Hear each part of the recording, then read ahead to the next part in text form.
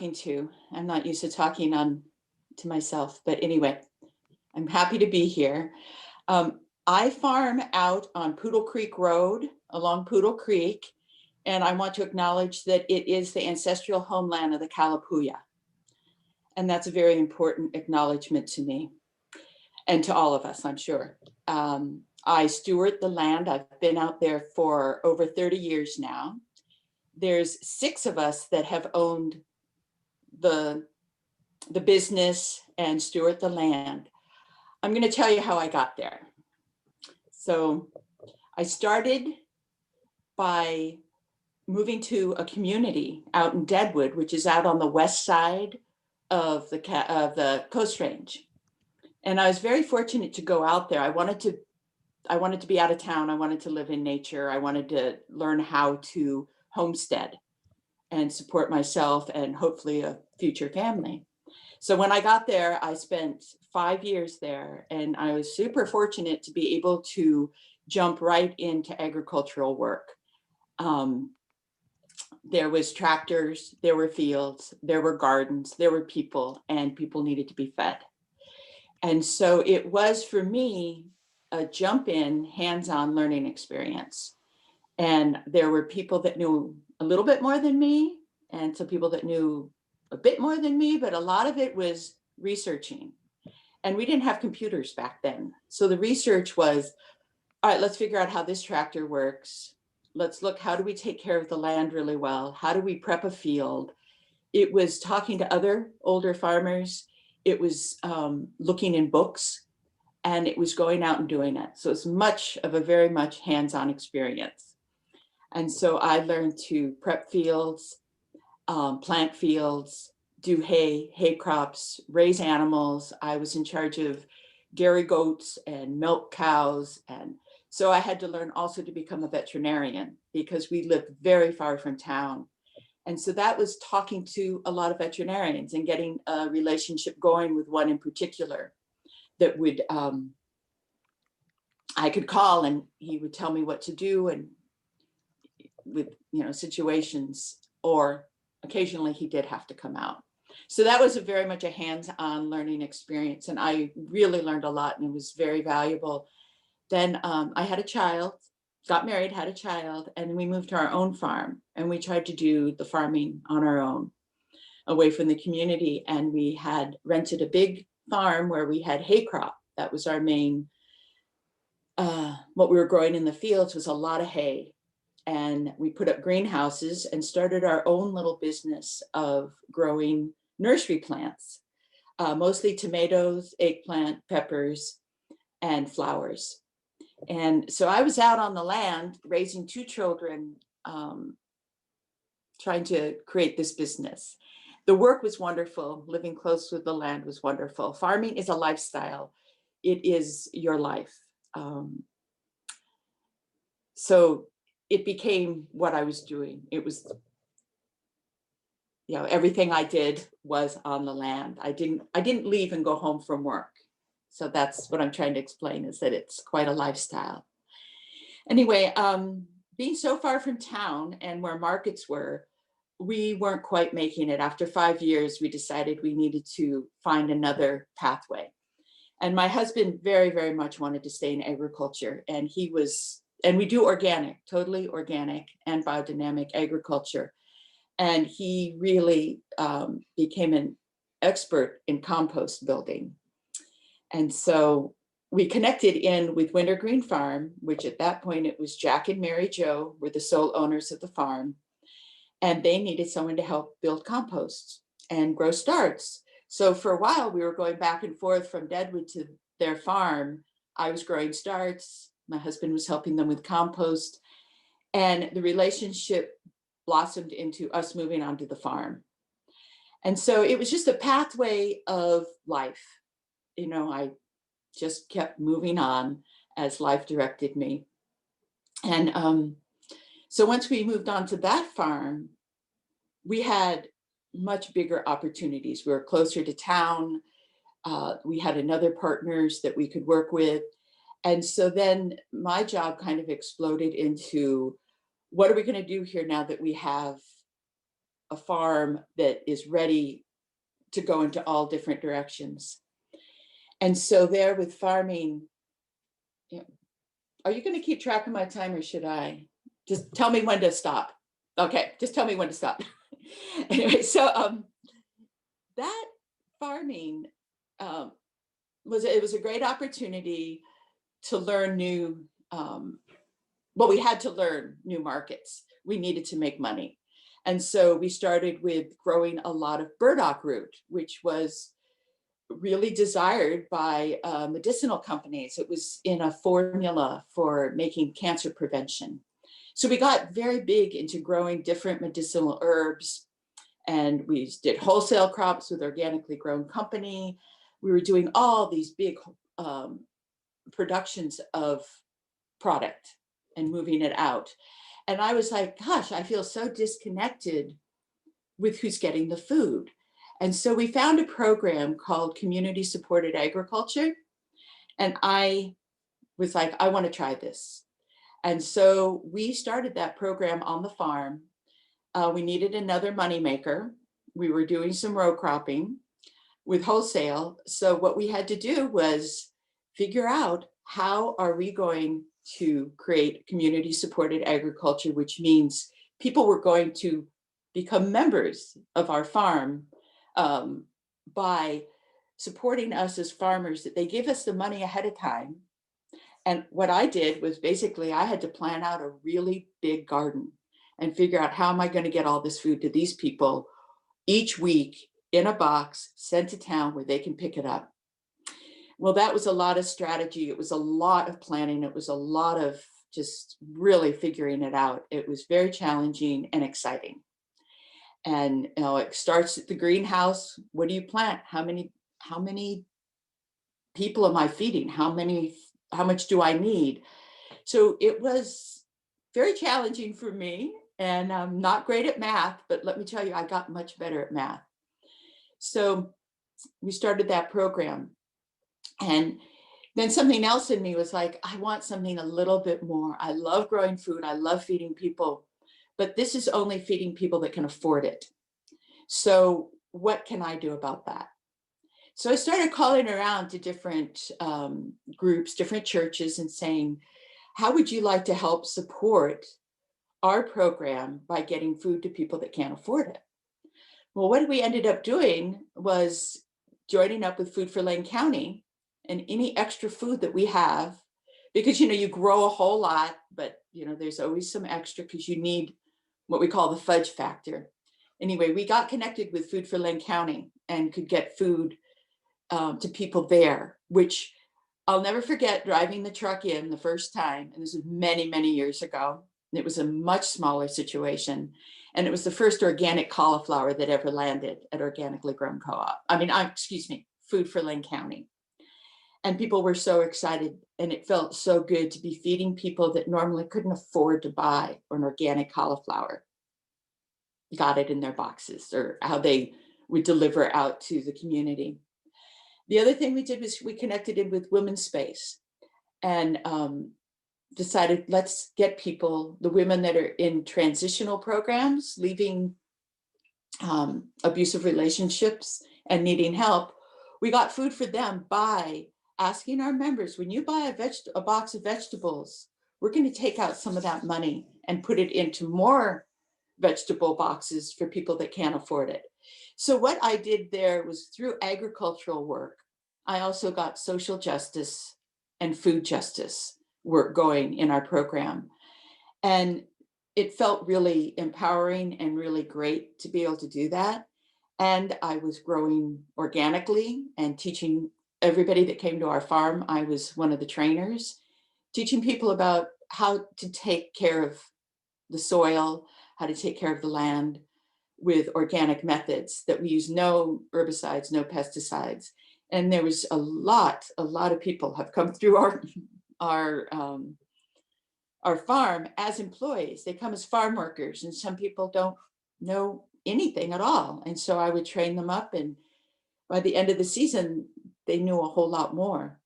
So that was a pathway for them to learn how to become farmers as well. So that was that's very satisfying. So what I've done as a farmer was, my education was hands-on learning, make mistakes, tons of mistakes, learn from so many mistakes, keep on going, and then strive to get to where we're taking really good care of the land. We're really honoring the land by doing organic and biodynamic methods and feeding people, and not just people that can afford it, but really tending to the whole community. So how much more time do I have? Because I could go into farming detail or end it here. But she can't hear me, so. I think we're doing well on time. There's a few questions in the chat. So Okay. Let me have one question on what herbs, could you repeat the herbs you started with, the names of those? And I think you answered the question, does Wintergreen Farms do CSA? Mm-hmm. Yes, we still do CSAs, and we are averaging around 500 boxes a year, which actually equates to 700 families. So we are big on our CSA program. The herbs we grew, oh, I tell you, I wish so much that we were still growing them all. We still grow burdock, but we did lemon balm, calendula, feverfew, valerian, echinacea, ashwagandha, and I will try to remember more. But those were the main crops that we grew. Oh, and we did culinary sage for a while. Oh, and lots of basil. We have grown acres and acres and acres of basil at a time. I mean, if you can imagine, 5 acres of basil in your face, it smells really good. I would love that we were still doing that, but what happened back in the day when we were doing it, which was probably about 25, 30, almost 30 years ago, the organic market wasn't very well known. People weren't really caring about organic so much. And so people that were starting bringing herbs in, and the herbal products were becoming more popular, they found it less expensive to go to third world countries and buy the herbs. And so we were very undercut with herbs, like monetarily. We couldn't afford to keep it up. And it was really quite a tragedy, because we had built an entire building for drying and processing needs. And this can be the fate of many, many farmers and many people that have their businesses and just try different crops. The burdock is still going. We no longer dry it. We had a whole drying facility that was fantastic. But because people didn't want to spend the extra money supporting a farmer in the US and could go get cheap slave labor, that's what they chose to do. I regret that now. I wish we'd stuck it out, because I think maybe it could have happened. We just would have really had to stick it out. Yeah, so that's what we did. Right. Do we have any more questions for the chat for Jabrila and how her career pathway? Oh, someone asked if did you go to college? Was that part of your career pathway? I did not. Well, I took a few classes that had nothing to do with agriculture. I took one botany class, and I wish I'd paid more attention. Believe me, I could have used it. But as far as agriculture, no, I didn't. For me, it was a complete hands-on learning experience. But I have to say, I worked with one in particular woman in Deadwood at that farm that went to the University in Santa Cruz. And they had an amazing farming program, and they taught organic and biodynamic, and a famous gardener, Alan Chadwick, was there and would come in and teach. And I learned a lot from her through her education. So sometimes I feel like I got to take some mini courses from Santa Cruz through her. But my life has been hands-on. I'm kind of more of a let's go do it than a read person. Everybody has their strengths and weaknesses, and I just kind of jump into things. And sometimes I drowned and sometimes it was amazing. So. Did your farm, do you open to the public and do tours? Well, for our members that get vegetables from us, we have farm days. And when we first began, we had many of them. People were so excited to come out to the land, which was very exciting for me to have, especially the children. I love doing field trips. I love having kids that don't know where their food comes from come out.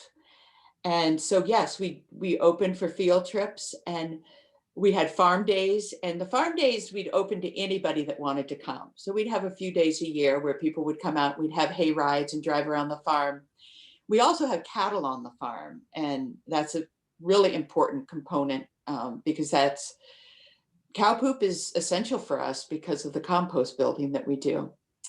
But we also raise it for meat.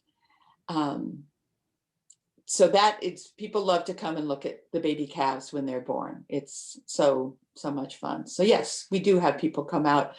Unfortunately, I'm sad that, the last spring and fall, we had to close the farm down to visitors. But hopefully one day again, you guys will come out to my farm and I can show you around. I really miss you. I want to see you all. Yeah, we tour the farm every year. Jabrila always leads the tour, and it's a great way to introduce students to her and her farm during our soil and agriculture unit. But last year we didn't do it because of the shutdown of school in the spring. So you guys as seniors missed out on that. So I'm really glad that you get a chance to meet Jabrila this way. So there's another question in the chat, Jabrila. Do you ever have an overabundance of a crop? Yes, we do. And as far as the CSA program, when someone signs up, what I planted for them in that area, that's their food. So often at the very beginning of doing our CSA, they would receive it. And then we got people saying, we can't eat this much food if it's an overabundance. Do something else. So we would give it to Food for Lane County or, but then I got pretty good at, or we on the farm got very good at strategizing how much food that we needed we also do farmers markets for farmers markets and CSA. You always want extra because we have disease, some, not much, and you have insects, and you sometimes have crop failures. So as far as our CSA goes, if we had a crop failure of, let's say we did get club root one year in some broccoli. And so the CSA missed that broccoli, but we had an abundance of cauliflower, so we could give it to them. So that's how we deal with our abundance. And right now, the way the program's going, because we've gotten so good at strategizing and seeing how much we need and understanding the market now, there's very little extra, but whatever extra we have now all goes to Food for Lane County. Thank you. And a last question, I think. We'll give it another 30 seconds or so before we move on to our next speaker, but it's from me. What's clubroot? That is a good question because clubroot it's native in the soil, actually. It is in the soil.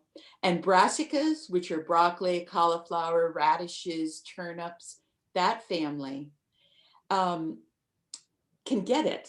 And what it is the root. If you plant it too many times, if you plant broccoli one time in a field that has clubroot, no problem.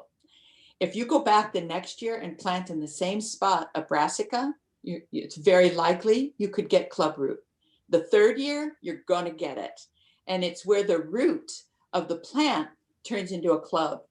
And so all the root hairs, and it can't grow. It just turns into a club. The broccoli or the plants get about that high and stop. And so for us as organic farmers, rotation is essential. We do crop rotation and field rotations. And so we never plant brassicas on we never plant, where we plant brassica, we don't put brassica for 4 years. So we have to keep a lot of track. It's a lot of keeping track of what is in our rotation, where it is, and how to go. And rotation is the key to success, I believe, in organic farming.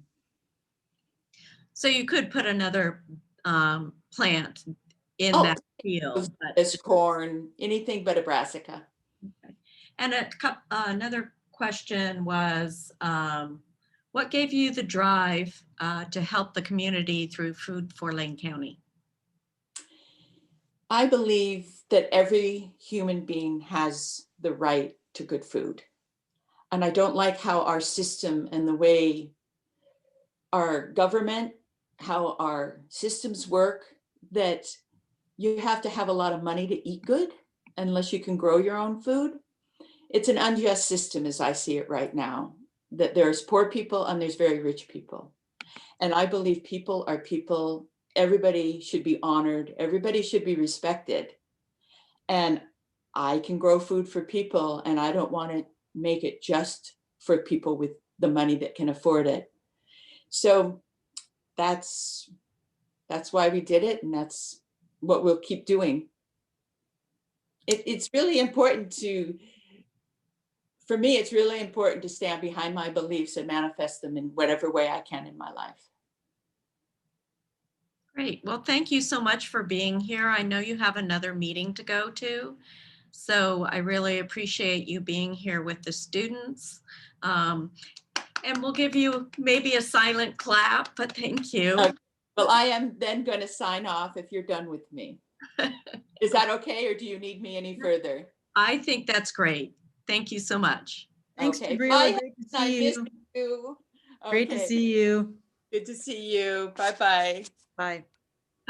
So next up is Mariah Clark, and she is with Northwest Youth Corps. She's going to tell us about some of the programs they offer and also tell us about her own career pathway. Thank you, Mariah.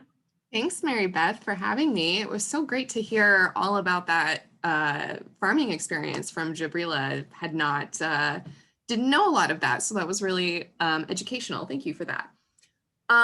So hi everyone, my name is Mariah. I use she, they pronouns, and I am the youth recruitment coordinator for Northwest Youth Corps. Some of you may remember me. I came and visited the Rachel Carson School last year with my coworker Dante and did a presentation. But today I'm going to talk a little bit before telling about our programs and the opportunities that are open to you all as students and youth here in the Pacific Northwest. I'm going to tell you a little bit about how I got involved with Northwest Youth Corps. So I initially grew up in Central Oregon, just south of Bend, in the high desert. And I grew up fishing, hiking, swimming, camping, you know, pretty much everything except for hunting outdoors. My family is just not a hunting family. But so I really grew up with this love for being outdoors and experiencing our beautiful outdoor places. I don't know if any of you have been over to the Central Oregon area. It's very beautiful in the summer, lots of snow. Well, used to be lots of snow in the winter, not so much now, but it's definitely a different kind of cold. But I moved over here about, 2009. And I've been in this area since then. I went to college here, community college. I got my history degree from the U of O. My goal was actually to be a teacher. But then I got a staff job at the University of Oregon, and I started working in an IT department doing a lot of administrative work. There was a lot of reorganization, and I ended up, moving my way up to become the business manager, which was really exciting. I got to learn a lot of the ins and outs of the HR world. So I know a lot about how searches happen, how, HR managers and managers in general look for prospective employees and whatnot, and the way that candidates can help themselves, be seen as, this is the candidate of choice for that position. I actually left the U of O about 2 years ago, and I did some campaign work in 2018. I was just registering people to vote. Because, our democracy is important, and it only works if we work with it. So, that was also a really great experience. I got to learn how to talk to people from different backgrounds and of different points of view and everything. And I just feel like that was a really great experience for me as well. And now I've been with Northwest Youth Corps for about the last year. And as the youth recruitment coordinator, my main responsibility is doing things like this. Pre-COVID, I would actually be in your classroom with a PowerPoint and maybe my coworker going over our community and camping programs and how they can benefit you all as Pacific Northwesterners, but also how you can benefit the Pacific Northwest as well. So kind of how Jabrila was talking about, everyone has access to food. Everyone should have access to food. Northwest Youth Corps believes that conservation of our natural resources and just our natural environment is incredibly important. If we don't work to conserve what we have now, our kids and their children will not be able to experience this beautiful place that we get to experience today. So that's kind of how I got to Northwest Youth Corps. And now I just want to tell you all a little bit about some of the programs that are open and available to you all. I don't want to touch too much on our community program because I think you all are juniors and seniors. So I think you may be more interested in our camping. But just in case you have some younger siblings or if you aren't very familiar with conservation work, we do have a community program that is based here in the Eugene-Springfield area. So if you are wanting to get involved in maybe some light trail work, habitat restoration, invasive species removal, our community program would be a great kind of like dipping your toe in the water experience. It's a 5-week program that you get to participate in during the weekdays, so Monday through Friday. You would meet at our headquarters, which is at Augusta Street, kind of behind the U of O and the Laurel Hill Valley a little bit. You would meet there morning and night.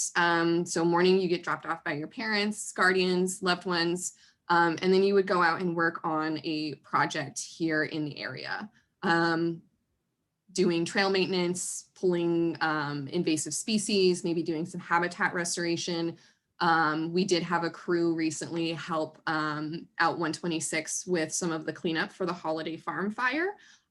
So that was a camping crew, but still you're going to be able to give back to your community in ways that you might not be able to otherwise, which is really exciting. And then our camping program, which is the one I'm really excited to tell you all about. It's also a 5-week program. There is one session that's 4 weeks, but every other camping program is 5 weeks. And one of the main differences is that you are camping out in the field with your crew for that full 5 weeks. And it's really exciting because you have the opportunity to not only work on multiple different projects. So maybe for the first 2 weeks, you're doing that, cleanup for the holiday farm fire. And then the next week, maybe you're down at Crater Lake doing some work in the national park. And then you can finish with your last 2 weeks on the coast or maybe up in the Portland area. So you're not only going to get a lot of hands-on experience for conservation work, but you're also going to see a huge part of the state. I know I mentioned I was born and raised here, but this last year with Northwest Youth Corps, I've seen more, before COVID, I've seen more of the state working in this position than I had just living here for 28 years.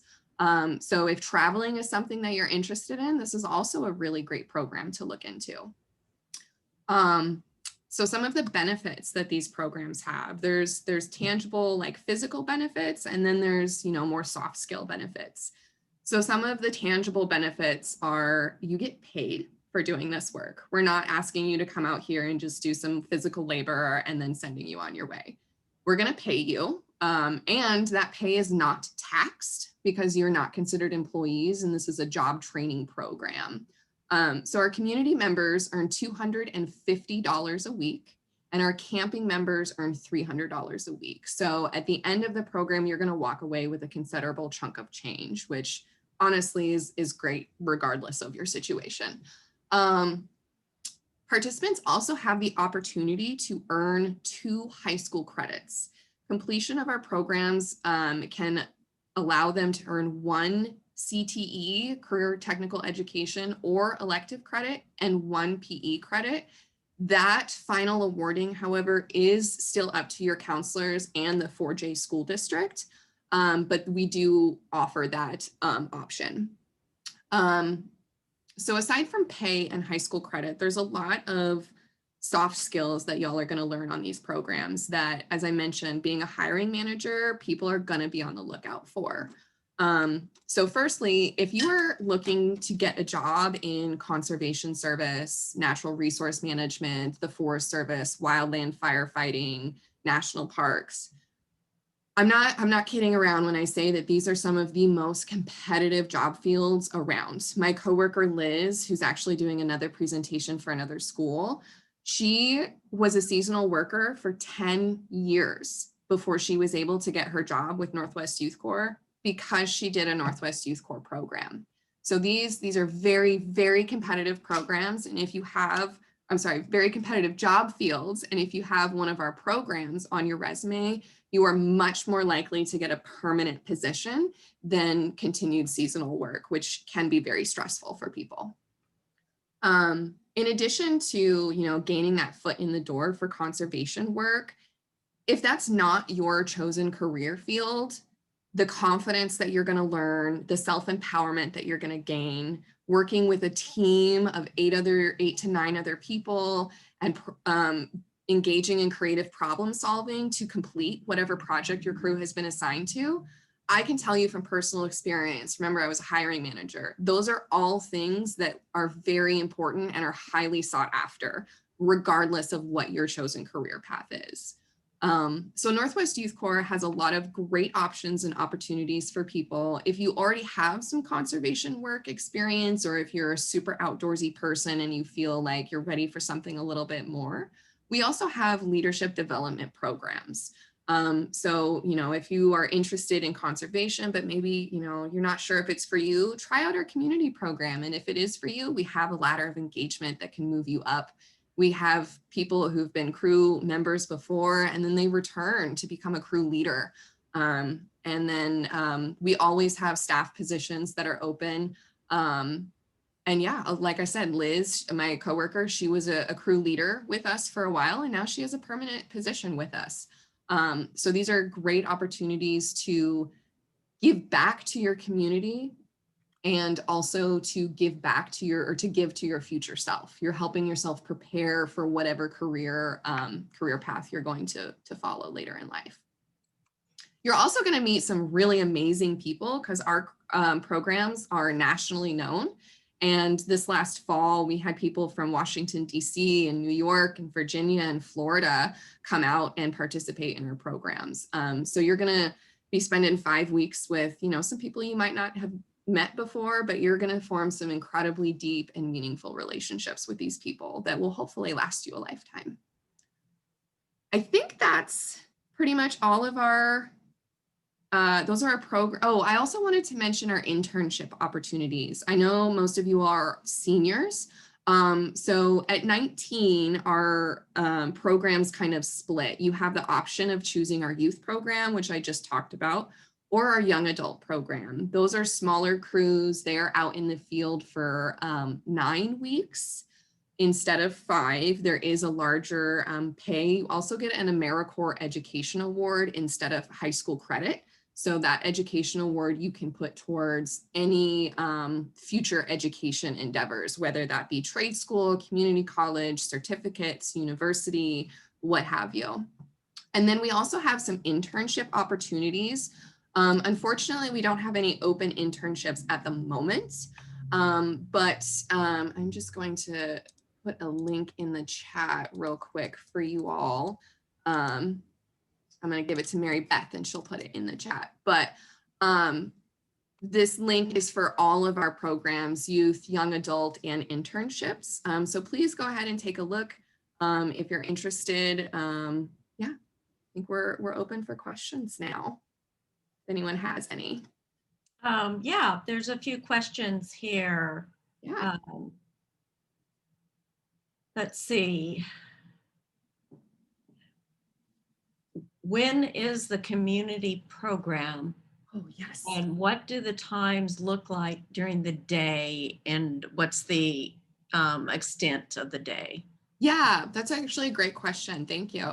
So our community programs are actually perfect for people who are still in school or taking that gap year, you know, the summer off between college or whatnot.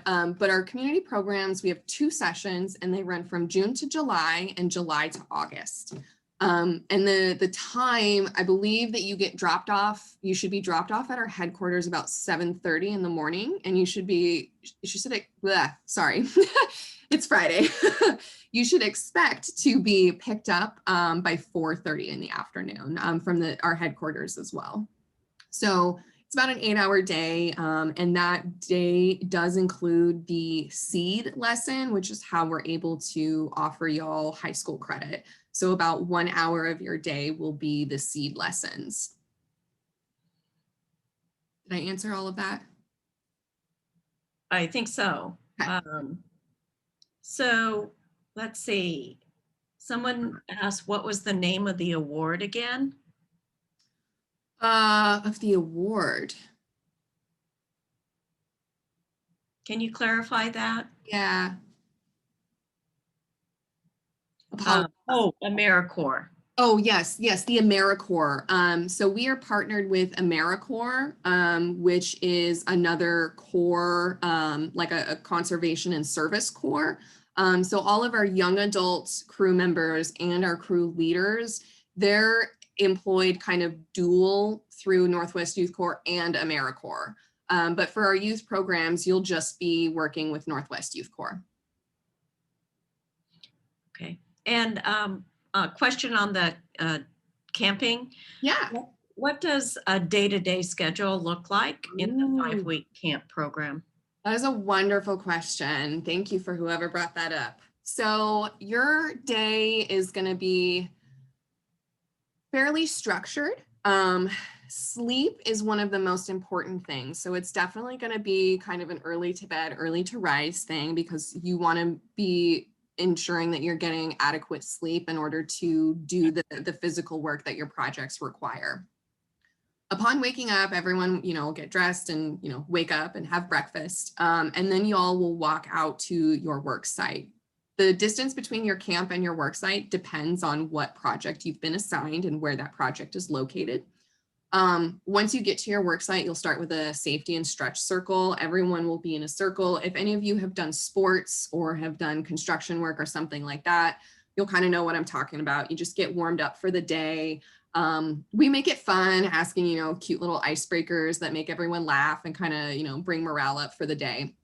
And then you're going to get to work on your projects. There are breaks and lunches throughout the day. We do provide all of the food for the camping program. Community members do have to bring their own lunches.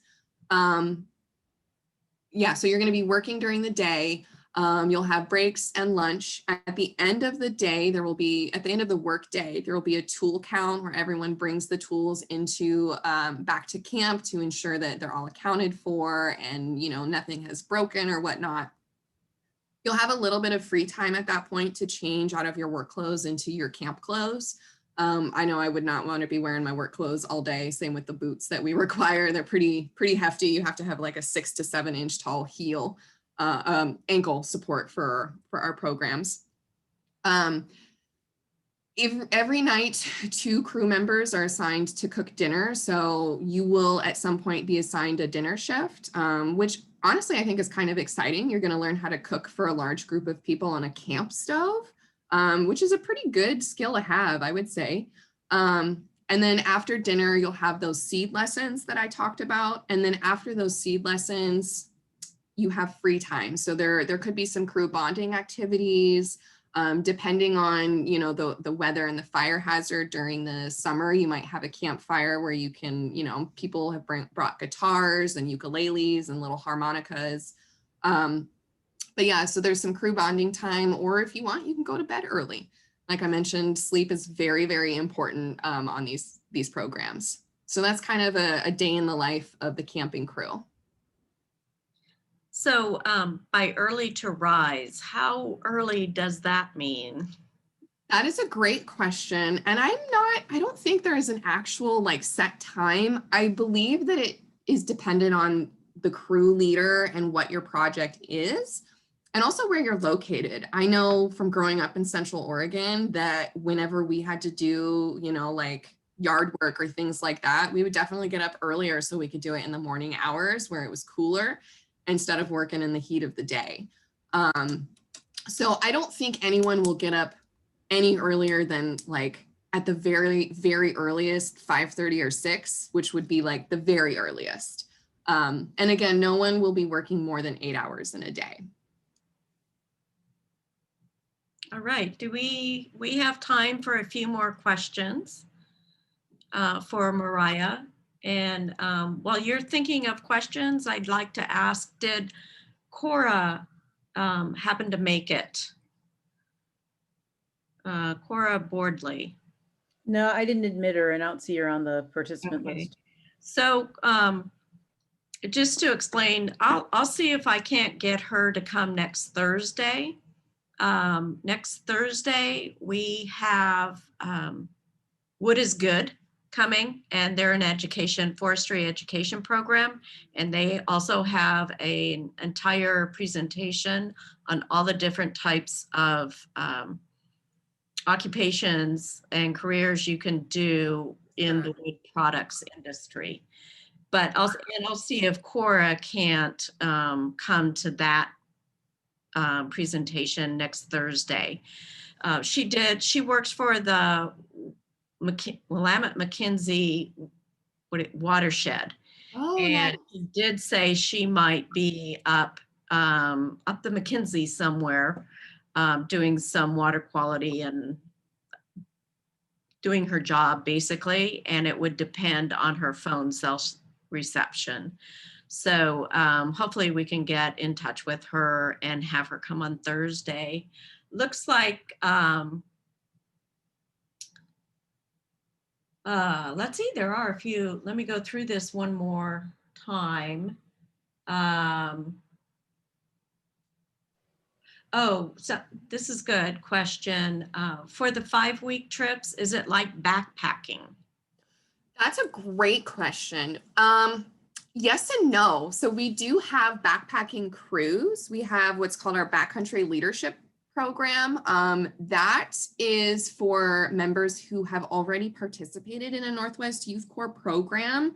So that one's not technically open to people who haven't participated. It's only open to alumni.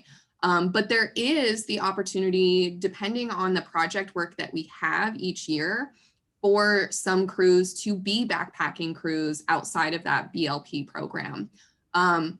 We have crews go into the front country and the back country.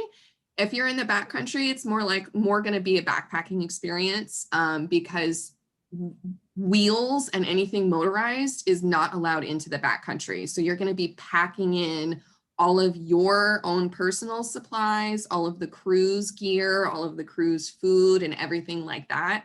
You'll have to hike all of that in. So there are backpacking opportunities outside of that specific backcountry leadership crew program. Okay. I Yes. just have one question. Someone was wondering about the pay again. And just to be really clear, you know, what gets taken out for that? Because don't they have to pay some stipend for food? Yes. And so just so that kids know, you know, Yeah. what's going on with that. Thank you, Helen. Okay, so for community members, you get $250 a week. And I believe for community, we don't charge you for food and we don't charge you for laundry or hygiene. So there's a tuition fee of $125 for community. That's separate. You can withdraw $50 of your tuition from your paycheck. We also have scholarship opportunities. But back to the pay, community members will walk away with, let me do some quick math here. I apologize. I'm not a math person. So community members will typically walk away with about $1,250. There is a $28 cost for the 2 work shirts, which can be withdrawn from the paycheck, or you can pay that up front. We also have gear that's available. So those boots that I mentioned, if those are a little bit out of your price range and or you can't find them, we have them available for stipend withdrawal. And then for camping members, so camping members, they get a $300 a week stipend, but there is a total of $50 withdrawn for hygiene. So that's $10 a week. And then there is, that's not right. And then food is $60 per week, which is about $300.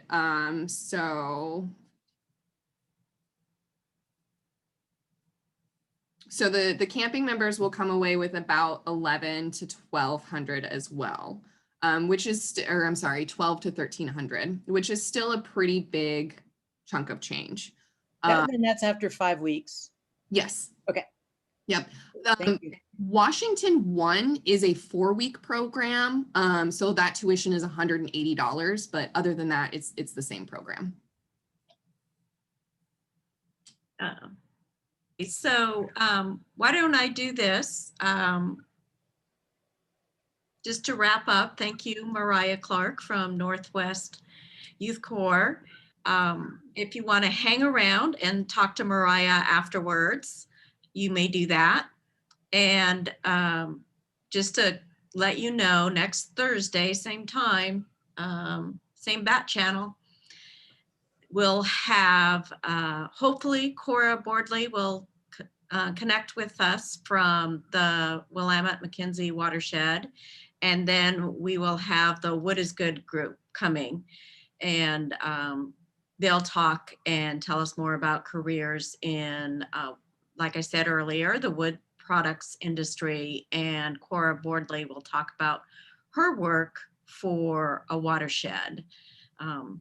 So thank everyone for being here. And Helen, thank you for opening up your classroom to us. Yep. And we will see you next week unless you want to stay around and speak with Mariah.